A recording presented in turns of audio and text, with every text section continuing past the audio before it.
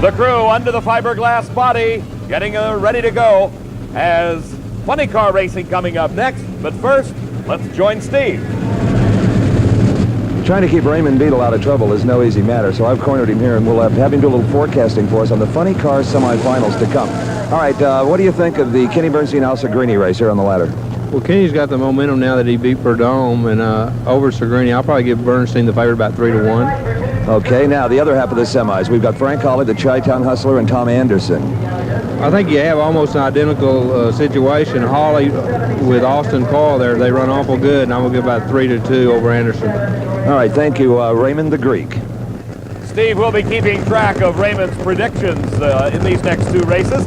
Al Sigrini and Kenny Bernstein completing their burnout and backing up into the tracks left after their burnout. A lot of rubber down on that concrete starting line pad here at National Trail Raceway, providing, of course, the traction that moves these cars off the starting line. And, of course, that traction all important. Putting the power to the ground, and the clutch is one of the areas where it's most important, and maybe some problems with Kenny Bernstein's clutch.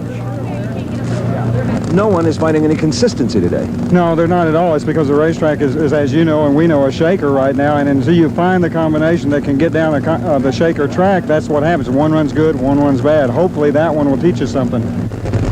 Kenny's last run very good. He's hopeful that all the clutch work between rounds will pay off. Al Sigrini in this field on the last qualifying attempt has done very well for himself thus far, and look at this, a race in the semifinal as Al Sigrini wins the race. Al Sigrini over Kenny Bernstein. Remind me, Steve, not to use Raymond Beadle as my handicapper. Al Sigrini moving into the funny car finals for the second. What's going on in the Lucille Lee pit area? It's Jeb Allen's car, and obviously the engine is out of the car, and there it is on the hook. That is Mark Danicus, the owner of Lucille Lee's car, and that is the engine that Jeb Allen said was no good. And that's Lucille Lee's car, and it looks like they're getting ready to drop Jeb Allen's engine in the car. Let's go to Steve. Well, elapsed times don't really matter as long as you're in a berth in the final round. It was like a 6:27 to a 6:32, but you got there first in a lot of smoke. That's all right. We'll hurt a couple. It don't matter, as long as we're in the final. Right, now you probably won't get lane choice with that 27. That's okay. Like I told you earlier, I'm not worried about it. I mean, we didn't run that lane ever, so it seems pretty tight, really. Okay, let's go back to the starting line of Dave McClellan and see who Al Sigrini's opponent will be in the funny car final. Right you are, Steve, and it'll be one of these two. It'll be Frank Hawley at the wheel of the Chi-Town Hustler, or it could be Tom Anderson driving Jim Ouimet's car. Frank Hawley has a lot of respect for young Tom Anderson. He regards him as one of the quickest drivers in the sport off the starting line.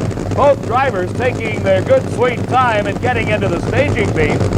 Doesn't appear to be any great psychological battle. They're just getting everything set to their liking before they pull into that light beam that indicates they are properly staged.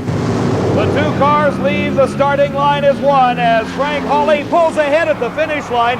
Tom Anderson, possibly sensing something going wrong with the car, shuts it off early, and Frank Hawley moves into the Spring Nationals Funny Car Finals. Jeb